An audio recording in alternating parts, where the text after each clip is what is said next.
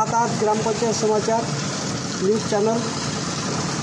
आज जिल्हाधिकारी कार्यालयासमोर दिव्यांग यांचा भव्य मोर्चा काढण्यात आला असून त्यांच्या जे विविध मागण्या आहेत त्याबद्दल त्यांचे जे कार्यकर्ते आहेत ते आपल्याला माहिती देणार आहेत। नमस्कार।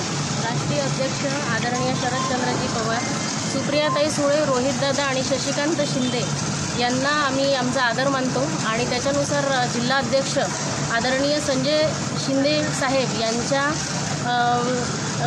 याच्याखाली आम्ही इथे एक दिव्यांगासाठी खूप भव्य मोर्चा काढला आहे।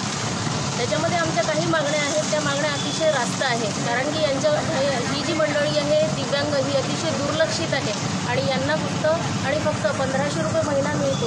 आता महागाईच्या काळामध्ये 1500 रुपयात काय होते आणि महागाई पूर्ण सरकारने वाढवून ठेवलेली आहे आणि त्याच्यासाठी आमच्या मागण्या अतिशय सोप्या आणि सुटसुटीत आहे, ज्या जर शासनाने मान्य केल्या तर शासनाचं कोणतंही नुकसान होणार नाही, उलट महाराष्ट्रभर सर्व दिव्यांगांचा एक प्रकारची मदतच होणार आहे।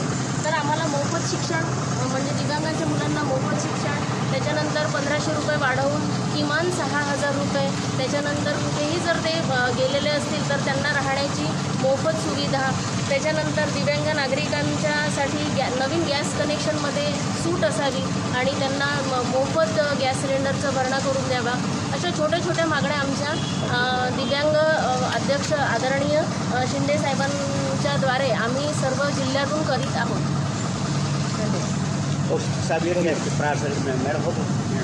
साहेब